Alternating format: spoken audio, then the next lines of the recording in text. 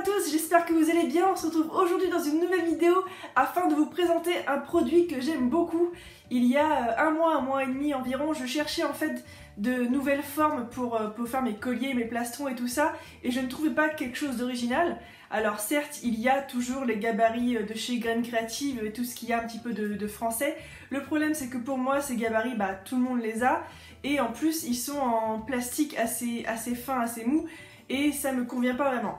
Donc j'ai cherché un petit peu sur le net pour voir si je trouvais pas des gabarits qui me conviendraient et qui en plus seraient plus solides, et j'ai trouvé la boutique de Mélanie Muir. Donc cette boutique, je l'ai contactée et elle m'a gentiment répondu en me disant qu'elle me donnait l'autorisation donc de parler de ses produits dans l'une de mes vidéos. Alors je vais pas seulement vous les montrer aujourd'hui, je pense que vous les verrez sur plusieurs vidéos parce qu'il y a vraiment énormément de choses à faire avec. Alors les autres vidéos ne seront pas vraiment centrées sur les gabarits, mais je les utiliserai dans des prochains tutos. Donc je vous les présente très rapidement. Ce sont des gabarits donc en PVC, que j'ai pas nettoyé d'ailleurs, ça se voit dans le reflet.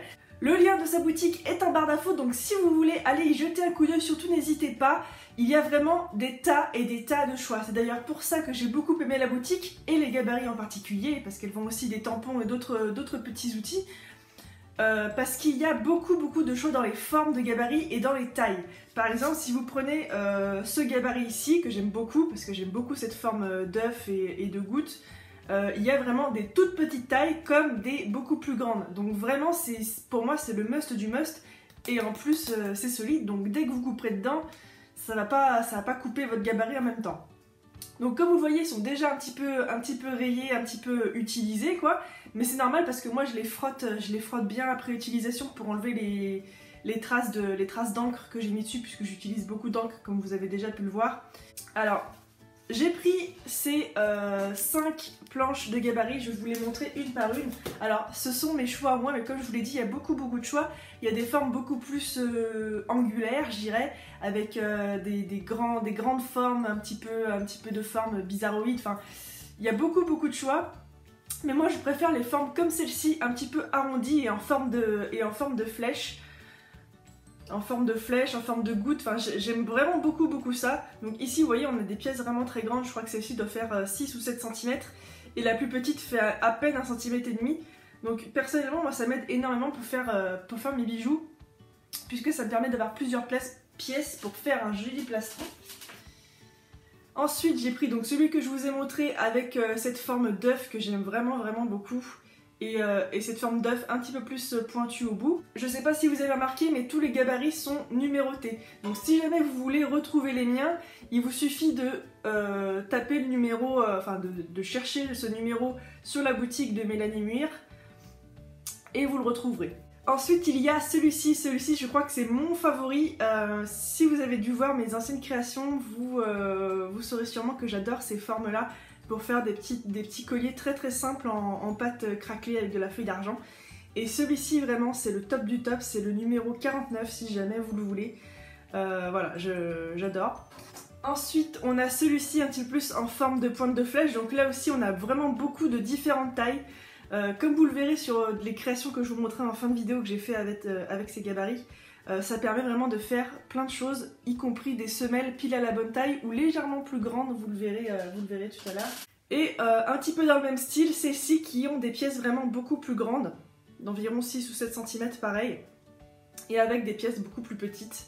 Donc ce que j'aime beaucoup aussi dans ces gabarits en plastique et en dur, c'est que ça permet d'avoir beaucoup de formes sur la même plaque. Elles font 15 cm par 10 de haut. Avec ces gabarits, je vous propose de réaliser ce collier. J'en ai fait un tout petit tuto, c'est vraiment pas dur du tout. Il vous suffit juste d'avoir de la pâte polymère et les gabarits pour réaliser ce genre de forme. Je vous montre ça tout de suite et ensuite je vous montre toutes les réalisations que j'ai faites avec les gabarits jusqu'à maintenant. Pour commencer, on va donc faire un mokume-gane tout simplement.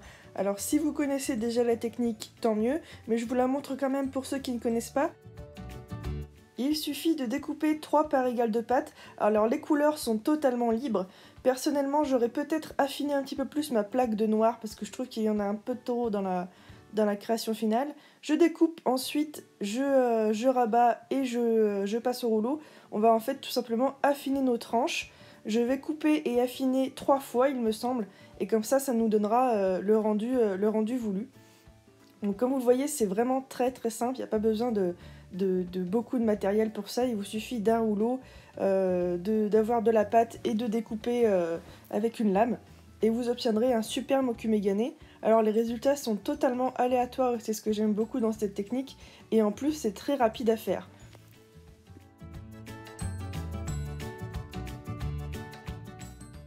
Une fois que vous avez obtenu la finesse voulue, vous allez devoir martyriser un petit peu votre bloc de pâte. Alors moi je le fais avec des Doodling Tools, mais vous pouvez aussi le faire avec des emporte-pièces. Ça marche très bien aussi, ça donne un très joli résultat si vous avez des emporte-pièces un petit peu originaux. Ensuite on va reconstituer un petit peu le bloc en essayant d'effacer un petit peu les trous qu'on vient de faire. Et on fait exactement la même chose de l'autre côté. On reconstitue le bloc et ensuite on le met au réfrigérateur pour qu'il durcisse un petit peu.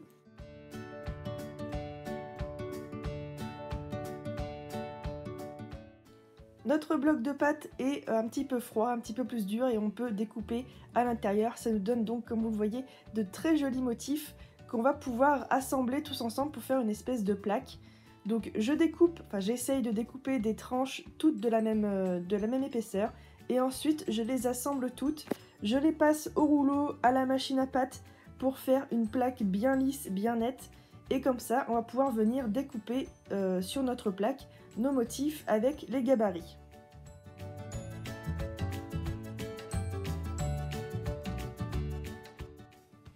Comme vous voyez, cette plaque est la numéro 23. Je vais donc découper mes formes un maximum pour ne pas gaspiller ma pâte.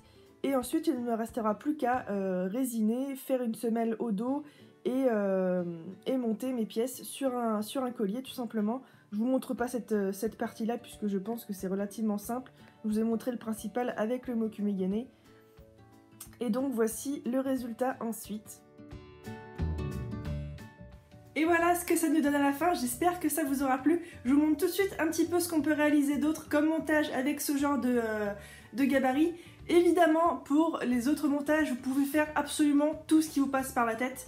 Il y a énormément de possibilités. Je vais vous montrer quelques montages un petit peu originaux que j'ai fait. Donc là par exemple on est sur quelque chose d'assez classique avec tout simplement de la chaîne argent, des perles et les pièces argent, feuilles d'argent, polymère, encre et résine. Donc vous verrez qu'en ce moment je suis dans cette période là, la période feuilles d'argent, encre et résine, qui donne vraiment des pièces magnifiques. Cela dit, vous pouvez les utiliser aussi avec le mokumegane que je vous ai montré tout à l'heure, ou avec des tas d'autres techniques comme le Mica Shift, ou faire des plastrons complets avec ce genre de gabarit. Ici par exemple j'ai tenté de réaliser une fleur. Alors certaines personnes m'ont dit qu'elles trouvaient ça joli, moi je trouve ça encore un petit peu bof, il faudrait que j'améliore un petit peu ma technique de montage.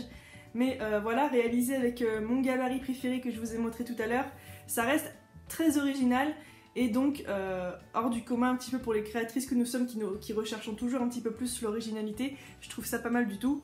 Vous pouvez aussi réaliser des choses toutes mignonnes et toutes simples. Je vous rappelle que le tuto du craquelé que vous voyez ici est en ligne sur ma chaîne. Je vous mettrai en barre d'infos si besoin. Ici par exemple on peut inverser le sens des pièces pour donner un autre style, ça peut être pas mal non plus. Là c'est encore quelque chose de très simple sur du fil nylon. Donc voilà, ça demande vraiment pas grand chose pour que ça rende de jolies choses. Je trouve les formes personnellement très harmonieuses. Et ici par exemple, j'ai mélangé deux gabarits différents pour faire un autre collier. Donc vous voyez, on peut mélanger parfaitement bien les différentes formes. Perso, je trouve que ça rend plutôt bien et que c'est pas dérangeant du tout. Avec les restes du mokumegane que vous avez vu tout à l'heure, j'ai réalisé ce collier, certes beaucoup plus imposant que le premier que je vous ai montré, mais je trouve que ça donne quand même beaucoup de style. Voilà, c'est pas trop le mien, je pense que je porterai pas, mais il y a beaucoup de personnes qui aiment ce genre de collier assez imposant. Donc voilà le genre de choses que vous pouvez faire. C'est réalisé avec la plus grande pièce du gabarit que vous avez vu tout à l'heure. Et j'ai été jusqu'au plus petit ensuite. Et enfin, je pense que c'est ma pièce maîtresse, j'ai envie de dire, de tous les montages que j'ai fait jusqu'à maintenant avec les gabarits de Mélanie. J'ai réalisé ce collier-ci. Alors ça m'a demandé des heures de montage, enfin des heures. Il y a pour une bonne après-midi de perçage, de résinage et de montage de tout ça. Donc je vous l'avais déjà montré sur mes pages Facebook et Instagram, il me semble, et vous avez beaucoup plu.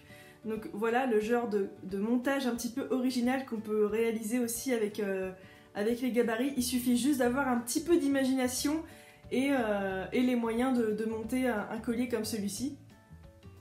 Donc voilà. Je suis plutôt fière de celui-ci. Une fois encore, le lien de sa boutique est en barre d'infos, mais si jamais il ne marche pas ou si jamais vous ne trouvez pas la barre d'infos, vous tapez juste melaniemuir.com sur Google et vous tomberez directement sur sa boutique. Moi en tout cas je remercie encore Mélanie de m'avoir donné l'autorisation de parler de ses produits et je la remercie aussi de créer d'aussi jolis gabarits qui nous permettent de créer des bijoux aussi originaux. Je vous souhaite encore une bonne année et j'espère vous retrouver très vite pour une prochaine vidéo. Ciao!